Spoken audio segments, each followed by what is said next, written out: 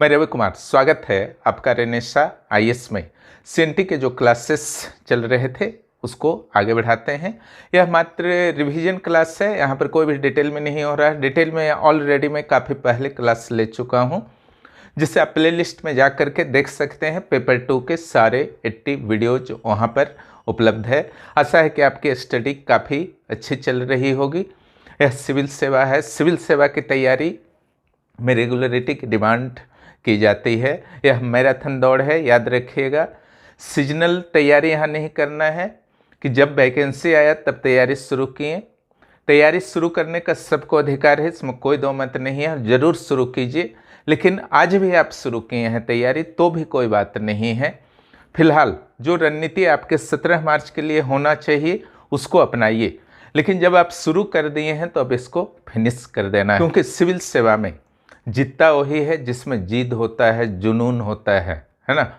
और पढ़ने के प्रति, सिविल सेवा के प्रति एक धुन होता है। क्लियर? अगर इन सारे चीज़ों की कमी है, आप में किलर एटीट्यूड की कमी है, तो सिविल सेवा में आपके लिए फिर स्थान नहीं है। यानी कि आपको खो जाना है। इसकी तैयारी में आपको इस तरीके से खो जाना है जिस तरीके से वर्तमान में आप में से अधिकांश खोए हुए होंगे। काफ़ी अच्छा फील हो रहा होगा अभी स्टडी करने में।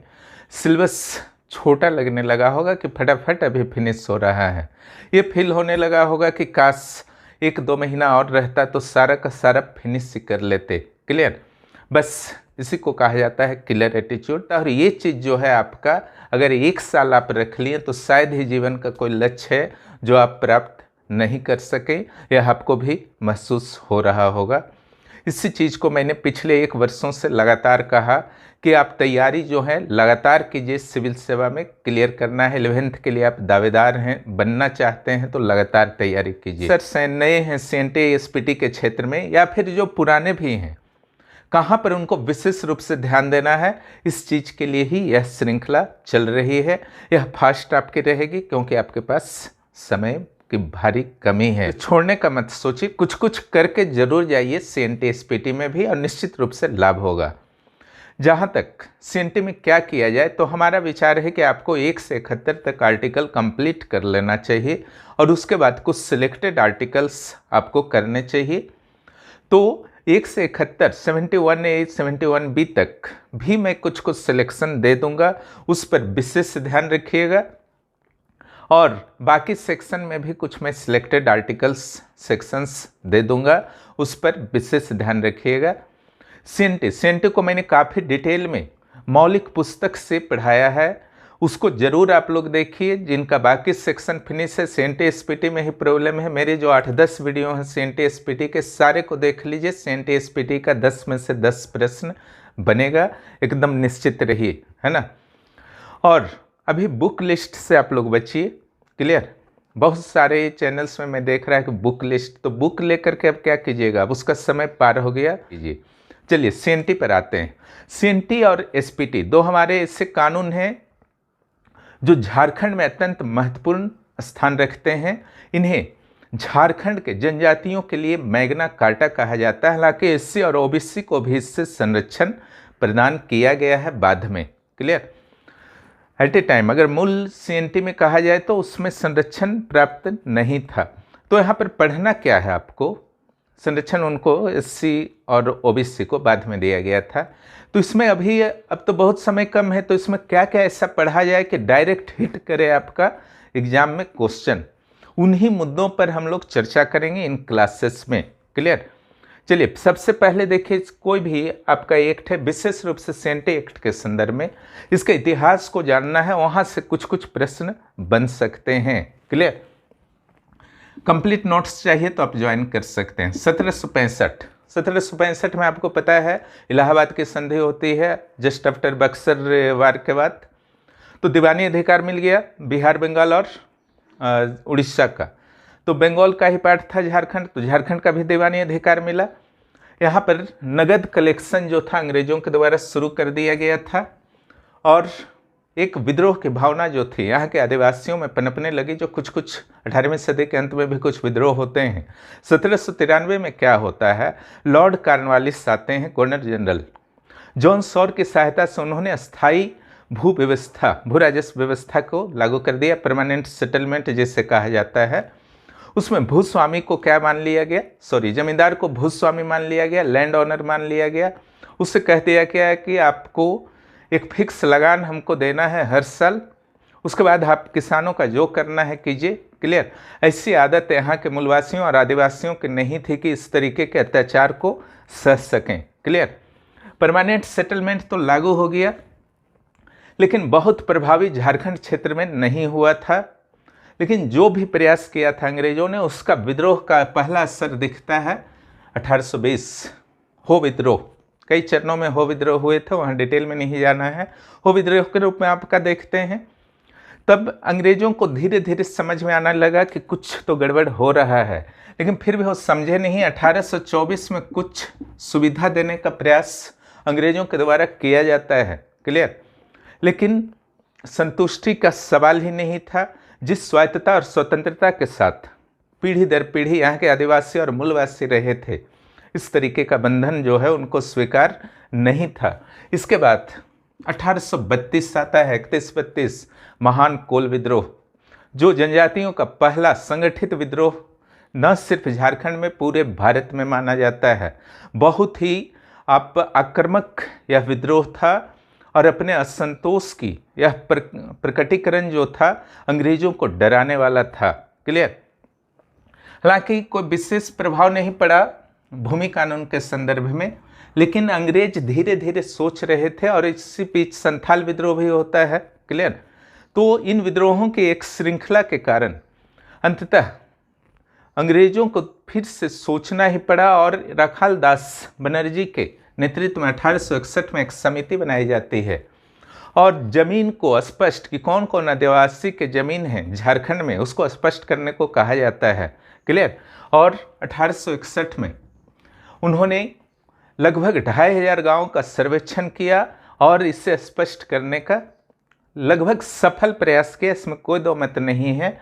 और 1869 में CNT की तरह एक एक्ट बनता है, टेनेंसी एक्ट बनता है, जिसमें मुंडारी खुंटकट्टी जमीन हुआ, क्लियर, या भूंयहर जमीन हुआ, इन सभी को परिभाषित करने का लगभग सफल प्रयास किया गया था। हालांकि पूरी तरीके से स्पष्टता नहीं थे, आदिवासी बहुत संतुष्ट नहीं हुए। 1885 में बंगाल काश्तकारी अधिनियम बनता है, जिसकी चर्चा CNT में भी की गई है। क्लियर। CNT में की गई है, जब CNT को डिटेल में पढ़िएगा तब जानिएगा। 1885 के बाद कुछ घटनाएं होती हैं जिसमें बिरसा मुंडा का विद्रोह 1894-95 से 99 तक, इस महान विद्रोह, वास्तव में इसका मूल में और तो बहुत सारे कारण थे, लेकिन इसका मूल में जो था आपका भूमि, जल जंगल जमीन, भूमि से संबंधित असंतोष यहाँ के आदिवासियों के बीच। क्लियर। इस असंतोष का ऐसा प्रकटीकरण हुआ था कि अंग्रेजों को भी लगा। सरबद्दा में बिरसा मुंडा ने जिस फादर हॉफमैन को पर तीर चलाई थी, किसी तरीके से फादर हॉफमैन बचे थे, उनको भी ये लगा है ना कि जरूर हमसे गलती हो रही है, और उन्होंने एक ईमानदार प्रयास किया झारखंड के आदिवासियों के लिए, और उनको लगा कि भूमि संबंधी सुरक्षा जो है झारखंड के आदिवासियों को तो मिलनी ही चाहिए। क्लियर। और उसी का परिणाम था कि 1902 में आपका सर्वेक्षण होता है 16 लाख रुपए खर्च करके, है ना, ट्रेवर्स सर्वे, कैडेस्ट्रल सर्वे। उसके बाद आपका 1903 में फादर हॉफमैन जो थे उन्होंने ब्लूप्रिंट तैयार किया। क्लियर। और 1892 में आपका एक काउंसिल एक्ट पारित हुआ था, उसी के तहत 1908 में आपका CNT लागू हो गया। क्लियर। 1892 के काउंसिल एक्ट के तहत CNT आपका लागू हो जाता है 1908 में। उस समय गवर्नर जनरल जो थे लॉर्ड मिंटो थे। क्लियर। ये भी आपका काफ़ी इंपॉर्टेंट है। इसके अलावा जो इंपॉर्टेंट है, जो आपको याद रखना है, इसमें 19 चैप्टर्स हैं, अध्याय हैं, 271 सेक्शंस हैं और 2 अनुसूचियाँ हैं। अनुसूचियाँ अलग अलग चीज़ों का लिस्ट को कहा जाता है, जैसे 12 अनुसूचियाँ हैं भारतीय संविधान में। तो ये आपका क्लियर हो गया, ये क्लियर हो गया ब्लूप्रिंट। ठीक है। यहाँ पर कुछ ईयर्स को और देखना है। 1969 में सार कोर्ट बना था, आदिवासियों की ज़मीन जो गलत तरीके से हस्तांतरित कर ली गई थी उसे वापस दिलाना इसका उद्देश्य था। उसके अलावा 1996 में पेशा कानून बना, जिसमें ग्राम सभा को, खास करके शेड्यूल एरिया वाले ग्राम सभाओं को बहुत सारे अधिकार दिए गए थे। हालांकि वो पूरी तरीके से झारखंड में अभी तक भी स्वीकृत नहीं हुआ है, क्योंकि राज्य सरकार के अधिकार जो है इससे प्रभावित हो सकते हैं। 2016 में कुछ संशोधन करने का प्रयास किया गया था एसपीटी और सीएनटी में। एसपीटी के आर्टिकल सेक्शन 21, सीएनटी के सेक्शन 21 और एसपीटी के सेक्शन 13 जो भूमि उपयोग से संबंधित मैटर है उसमें चेंजिंग करने का प्रयास किया गया था झारखंड सरकार के द्वारा, लेकिन आदिवासियों के प्रबल विरोध के बाद इसे वापस ले लिया गया है। जो हमने वीडियो उस समय बनाया था उसमें इस चीज़ को नीचे कमेंट बॉक्स में इंगित किया है, उससे ज़रूर आप देख लेंगे। क्लियर। उसके बाद एक बहुत ही इंपॉर्टेंट चीज़ को आपको ध्यान रखना है। 1990 66वां संविधान संशोधन जो होता है 1990, उसमें सीएनटी के कुछ सेक्शंस को 9वीं अनुसूची में डाला गया है, यानी कि न्यायालय में ऐसे मामले नहीं सुनवाई योग्य होंगे। उस आर्टिकल्स को आपको याद रखना है। 46, 47, 48 से 71, 71B, 240, 241, 242। इस लिस्ट को अच्छी तरीके से याद कीजिएगा और इस संशोधन को। अब हम लोग आते हैं चैप्टर्स। जैसा कि पता है 19 चैप्टर्स आपके झारखंड सीएनटी में हैं। क्लियर। 19 चैप्टर्स में कौन कौन से सेक्शन पढ़े जाएं, कौन नहीं पढ़े जाएं, यह बहुत ही चुनौतीपूर्ण है, वो भी लास्ट आवर में, जब एग्जाम्स के लिए ओनली 30 डेज रह गए हैं। इस स्थिति में आपको डिसीजन लेना काफ़ी कठिन हो सकता है, लेकिन सारे वीडियो जो भी मेरे द्वारा उपलब्ध कराए जा रहे हैं सारे देखिए।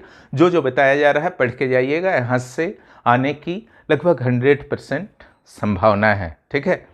और जिनको कंप्लीट नोट्स चाहिए सीएनटी, एसपीटी एवं अन्य सेक्शंस के, वो निश्चित रूप से आप क्लास को ज्वाइन कर लीजिए। वहाँ पर आपको एक साथ सारे मिल जाएंगे नोट्स, है ना, संबंधित क्वेश्चन भी मिल जाएंगे। देखिए पहला जो आपका है चैप्टर, पहला जो चैप्टर है प्रारंभिक कहलाता है, उसमें सेक्शन जो है 1 से 3 तक है। इसको तीनों को अच्छा से करना है, एक भी नहीं छोड़ना है, क्योंकि तीनों आपके जो हैं इम्पोर्टेंट है। पहला ये बताता है कहाँ लागू हुआ है, दूसरा ये बताता है कहाँ गायब हो गया है, निश्चित हो गया है। ठीक है। और तीसरा ये बताता है कि कुछ कुछ महत्वपूर्ण शब्दों की परिभाषाएं। क्लियर। तो ये तीनों आपके इम्पोर्टेंट है। लागू कहाँ पर है, तो 4 प्रमंडलों में लागू है। क्लियर। किसको छोड़ करके, तो संथाल प्रमंडल को छोड़ करके। दूसरा जो है आपका कहाँ कहाँ से इसको लागू नहीं किया गया है। क्लियर। तो निश्चित रूप से ये आपका संथाल में लागू नहीं किया गया है। पहला पूरे प्रमंडल में, पूरा जिला का अगर बात करेंगे तो धनबाद में लागू नहीं किया गया है। प्रखंडों की बात किया जाएगा तो पूर्वी सिंहभूम का पटमदा प्रखंड में लागू नहीं हुआ है, जबकि सरायकेला खरसावां का चांडिल और ईचागढ़ में लागू नहीं हुआ है, क्योंकि इन प्रखंडों में या इन जिलों में आदिवासियों की संख्या प्रतिशत कम है। क्लियर। यहाँ पर एक चीज़ याद रखिएगा, पहला सेक्शन में 1951 सरायकेला जिला जो था, वर्तमान में 2 प्रखंड नहीं शामिल हैं, एक आपका चांडिल और दूसरा ईचागढ़, लेकिन ये शुरू में एक भी जिला यहाँ पर शामिल नहीं था। क्लियर। इसका एक भी पूरा सरायकेला जिला नहीं शामिल था, क्योंकि आपको पता है कि सरायकेला को उड़ीसा में मिला दिया गया था उड़िया भाषा के कारण, इसलिए वहाँ सीएनटी को लागू नहीं किया गया था। लेकिन फिर क्या हुआ, खरसावां गोलीकांड होता है 1 जनवरी 1948 को, और बाद में सरायकेला जो है वापस बिहार को मिल जाता है, यानी कि झारखंड को मिल जाता है। तो सरायकेला में जो आपका लागू हुआ है 1951 में लागू हुआ है। क्लियर। इसको ध्यान रखिएगा। तीसरा नंबर जो है आपका डिफिनेशन है। डिफिनेशन तो बहुत सारा है, लेकिन अधिकांश नॉर्मल है जो सीधे समझ सकते हैं।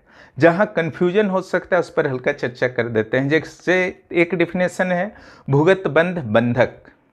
यहाँ परेशान नहीं होना है, एक ऐसा बंधक है जो जनरली भूमिहीन और खुटकटीदारों के लिए डेवलप किया गया है, जो अपने ज़मीन को कभी आवश्यकता पड़े पैसे वगैरह का तो बंधक रख सकते हैं, और उससे जो भी उत्पाद होगा, जो बंधक लेने वाले हैं वो यूज करेंगे, लेकिन 7 साल के बाद पुनः उनके पास वापस आ जाएगा। ठीक है। भूंयहर क्या होते हैं? जो उरांव द्वारा जंगल काट करके ज़मीन डेवलप किया गया है। मुंडारी खुदकट्टीदार क्या होते हैं? तो जो मुंडाओं के द्वारा या उरांव छोड़ करके अन्य आदिवासियों के द्वारा विकसित किया गया है। क्लियर? आपका जंगल काट करके कृषि भूमि को, उन्हीं का नरवंश परंपरा के अनुसार मेन लाइन में जो भी होंगे, फीमेल्स को नहीं दिया जाता है, मेन लाइन में उनको दिया गया है। क्लियर? तो डिफिनेशन में ये 2 हो गए। एक भूस्वामी, भूस्वामी चूँकि हमारा जमींदारी व्यवस्था तो उस समय चल ही रहा था। क्लियर? जब देश आज़ाद हुआ था तो जमींदारी व्यवस्था का उन्मूलन तो बाद में न हुआ, तो उस समय भूस्वामी शब्द था, उन्हीं के पास सारे रिकॉर्ड्स वगैरह रहा करते थे। तो भूस्वामी हुआ जो लैंड को जिसे स्वामी माना गया था 1793 के परमानेंट सेटलमेंट एक्ट में, और जो लगान देने को उत्तरदायी थे सरकार को, वो मीडिएटर की तरह थे भूस्वामी। हालांकि उसका कोई मतलब अभी नहीं है। भूस्वामी वर्तमान में कौन होंगे? राज्य सरकार होंगे। क्लियर? उसके अलावा भूधारक, जो भूधारक जो भी जिनका भी जमीन है, आपका भी जमीन होगा कहीं ना कहीं झारखंड में, तो आप भूधारक है। पूरे वर्ल्ड में, भारत में वास्तव में भूस्वामी वर्तमान में कौन होते हैं? सरकार। भूधारक जो होता है लगान देता है, किसी और को, खुद भी खेती कर सकता है लेकिन जनरली वो दूसरे से खेती करवाता है। क्लियर?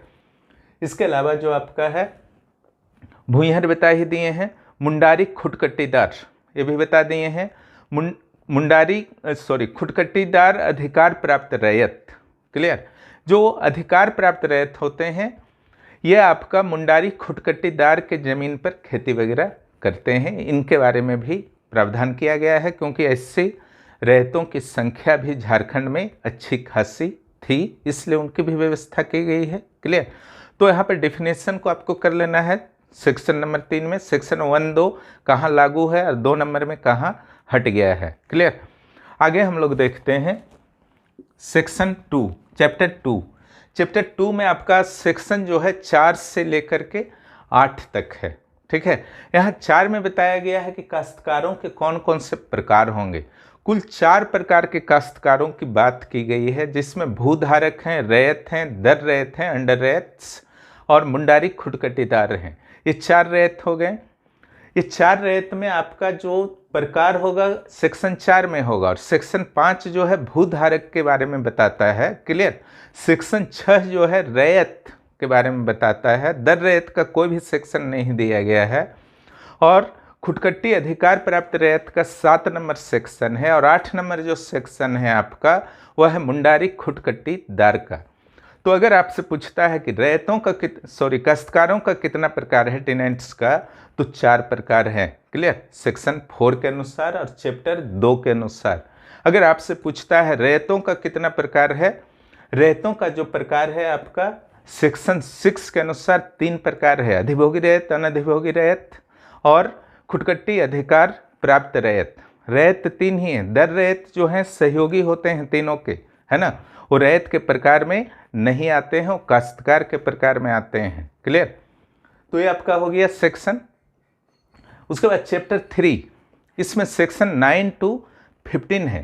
ये काफ़ी इंपॉर्टेंट है, और ये जो स्पेशली बताता है भूधारक के बारे में बताता है। किसके बारे में? भूधारक के बारे में बताता है। ठीक है? लैंड होल्डर के बारे में ये बता रहा है।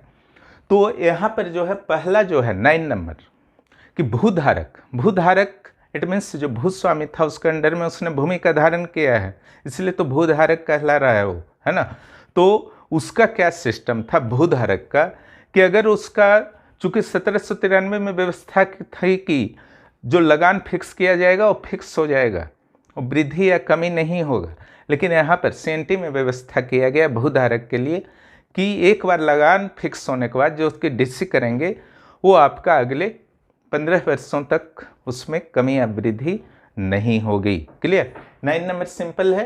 11 नंबर भूधारक के ज़मीन वगैरह का रजिस्ट्री कुछ भी होता है, ठीक है, तो उसमें जो भी लगान उस समय है उस ज़मीन का उसका 2% लगेगा, जो कि 1 रुपया से कम नहीं और 100 रुपये से अधिक नहीं होगा। ठीक है? ये आपका है। 11 नंबर को कर लीजिएगा, 9 नंबर को कर लीजिएगा। रहा 13, 14 तो ये सब उतना इम्पोर्टेंट नहीं है, क्लियर। लेकिन 13 में है कि कुछ भी रजिस्ट्री होगा, ट्रांसफ़र होगा, कुछ भी ज़मीन से रिलेटेड लगान में चेंजेस होंगे, जो भी होगा इसका सूचना जो है निश्चित रूप से भूस्वामी के द्वारा डीसी को जरूर दिया जाएगा। और 14 जो है कुछ ऐसी भूमि होगी जिसे वापस नहीं लिया जा सकता है 14। 15 जो है कुछ ऐसी भूमि होगी जो वापस लिया जा सकता है। तो 14 नंबर में सिंपल है, किसी पर स्थायी संरचना का निर्माण हो गया है या फिर कब्रिस्तान, शमशान, जाहिर स्थान कुछ भी ऐसा बन गया है तो सब वापस फिर नहीं हो सकता है, क्लियर, जमीन।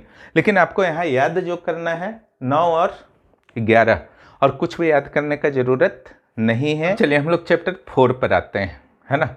चैप्टर 4 जो है अधिभोगी रैयत से संबंधित है। यहाँ से प्रश्न रहते हैं और बैकलॉग में भी 33A को यहाँ पर डाला गया है। यहाँ पर भी जहाँ जहाँ से आपके प्रश्न बनेंगे उसी पर हम लोग कंसंट्रेट रहेंगे। चैप्टर 4 ऑक्यूपेंसी रैयत से रिलेटेड है, 16 से 36 तक इसके सेक्शंस हैं। यहाँ पर जो आपको विशेष रूप से ध्यान देना है सेक्शन 16 पर। सेक्शन 16 यह कहता है कि अधिभोगी रैयत का दर्जा के लिए किससे महत्व दिया जाएगा, तो उसे महत्व दिया जाएगा जो भूमि पर अपना अधिभोग यानी कि उसका उपयोग पिछले 12 वर्षों से कर रहा था, क्लियर। यानी कि 12 वर्ष की चर्चा तो 16 में नहीं की गई है, लेकिन यह जरूर बताया गया है कि अगर अधिभोग 1908 से पहले से भी उसका चल रहा था और इसकी मान्यता स्थानीय व्यवस्था के अनुसार मिल जाती है ग्राम सभा के द्वारा, वहाँ के प्रतिष्ठित लोगों के द्वारा, तो यहाँ से आपका काउंट हो सकता है 1908 से पहले से भी। कोई ज़रूरी नहीं है कि 1908 के बाद से ही वह यूज करना शुरू किया तब भी उसको मिलेगा। पहले से भी अगर लगातार करता रहा है तो निश्चित रूप से मिलेगा। और 1922 के बिहार उड़ीसा नगर पालिका एक्ट के अंतर्गत भी अगर कोई ज़मीन आ गया है और उसका भी यूज कर रहा है कोई रैयत, तो उसे भी अधिभोगी रैयत का दर्जा निश्चित रूप से दिया जा सकता है। 16 17 बहुत इंपॉर्टेंट है एग्जाम के दृष्टिकोण से। किसके नाम से बंदोबस्त किया जाएगा जमीन अधिभोगी रैयत के रूप में, जिसने 12 वर्षों से यूज किया है। 16 में मैंने बता ही दिया, 1908 से पहले से भी यह काउंट करना संभव है। 12 वर्षों से लगातार जमीन को यूज करता रहा है, उसका उपभोग करता रहा है और प्लस 3 वर्षों तक उसका वेट भी किया जाएगा। मान लीजिए 12 वर्ष तक यूज कर रहा था और उसने यूज करना छोड़ दिया तो 3 वर्षों तक उसका इंतजार भी किया जाएगा। तो ये आपका बंदोबस्ती उसके नाम पर हो जाएगा। इसमें जनरल भी आ सकते हैं, SC ST OBC कोई भी, है ना, सारे वर्गों के लिए यह है। आपका जो बंदोबस्ती रैयत से रिलेटेड जो सबसे इंपॉर्टेंट सेक्शन है वो सेक्शन 17 ही है। उसके बाद 17 के बाद आता है 18 भी बंदोबस्ती से रिलेटेड है। इसमें बताया गया है कि भूइहर या खुटकटीदार भी हैं किसी क्षेत्र के, उनको भी जो है बंदोबस्त रैयत होने का अधिकार होगा।